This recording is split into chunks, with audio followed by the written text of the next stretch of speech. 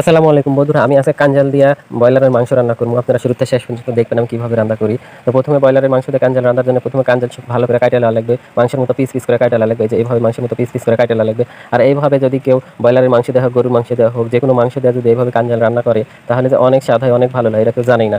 আমি এভাবে মাঝে মাঝে রান্না করি, তো আপনাদের কাছে দেখাবো আমি কিভাবে কাঞ্জাল দিয়ে রান্না করি। তো শুরুতে শেষ পর্যন্ত দেখেন। এই তো এবার আমি চুলের উপর একটা কয়ড়া দিয়ে দিচ্ছি, কয়ড়া দিয়ে তারপরে হলো পেঁয়াজ আর রসুন কাটা লিস মিলে বেরেস্তা তোলার জন্য এগুলো ভালো করে লাড়ালিমু, লাড়াইলে তারপরে বেরেস্তা তুলে নেওয়া লাগবে, ভালো করে বাদামি কালার করে ভাজা নেওয়া লাগবে ভালো করে। এই তো আমার বাদামি কালার অনেকটা হয়ে আলছে। এবার এর সাথে শুকনো মরিচ ফোড়ন দেওয়া লাগবে, জিরা ফোড়ন দেওয়া লাগবে, বেরেস্তার সাথে এগুলো দিলে ভালো লাগে। এইভাবে কিছু কিছু করে কাটা আমি শুকনো মরিচ দিয়ে দিন, শুকনো মরিচ দিয়ে তারপরে জিরা দিছি, জিরা দিয়ে এবার আমার বেরেস্তা হয়ে গেছে, এবার তুলে নিবো। বেরেস্তা হয়ে গেছে, তুলে এবার আমি আমার জিরা ফোড়ন দিব, জিরা ফোড়ন দিয়ে আবার পেঁয়াজ কুচি ঢালা দিন, ঢালা দিয়ে এগুলো পেঁয়াজ কুচি একটু লাড়া লাগবে বাদামি কালার করে, লাড়ালে তারপরে মই মশলা দেওয়া লাগবে। এইভাবে ভালো করে ভাজা নেওয়া লাগবে। আমি এইভাবে ভাজা লিনু, ভাজা লিয়া তারপরে মশলা দিব। হালকা বাদামি কালার হয়ে গেছে, আমি মশলা দিয়ে দিন। প্রথমে আদা জিরা রসুন বাটা দিন, আদা জিরা রসুন বাটা দিয়ে তারপরে দিব পানি, একটু হালকা পানি দেওয়া লাগবে, তারপরে পুড়ে যাবে। তারপরে দিন পরিমাণ মতো লবণ দেখা গেছে। এবার দিন ঝালের গুঁড়া পরিমাণ মতো দিয়ে, তারপরে দিন হলদির গুঁড়া দেওয়া হয়ে গেছে। এবার দিব ধনের গুঁড়া, তারপরে দিন মশলার গুঁড়া, তারপরে দিন জিরার গুঁড়া দিয়ে হালকা লাড়া দিয়ে তারপরে আবার অন্য মশলা দেওয়া লাগবে। যে দেখেন কি সুন্দর কালার হচ্ছে।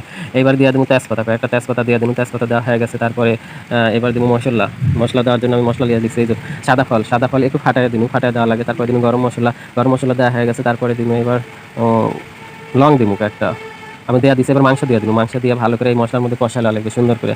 এইভাবে দিয়ে দিব, এইভাবে দিয়ে ভালো করে এই মাংসের মধ্যে আনচাই ভালো করে কষানো লাগবে। দেখেন আমি কীভাবে আনচাই। এবার লং দিয়ে দিন, কয়টা আগে লং দেওয়া হচ্ছিল না, এবার লং দিয়ে তারপরে কাঁচামরিচ দিচ্ছি, সব দিয়ে এবার আমি ঢাকা দিয়ে একটু পর এই মশলার মধ্যে উল্টা দিয়ে কষানো লাগবে, মানে আনচাই দেওয়া লাগবে।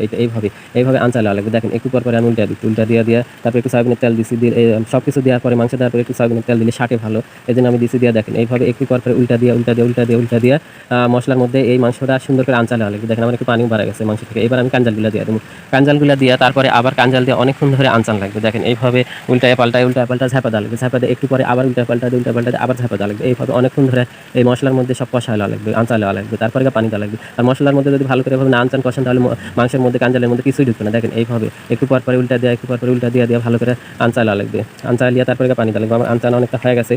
এবার আমি পানি দিব, পানি দিয়ে তারপরে আমি কষায় লিমু, একবারে দিয়ে দিব, এটা ঝুল কষানো সব একসাথে হয়ে যাবে। অনেকক্ষণ ধরে আনচাল লিছি তো আমার কাঞ্জাল মাংস সিদ্ধই হয়ে গেছে। আর আপনারা আমার ভিডিও শুরু থেকে শেষ পর্যন্ত দেখবেন। দেখেন এটা বলক উঠে গেছে।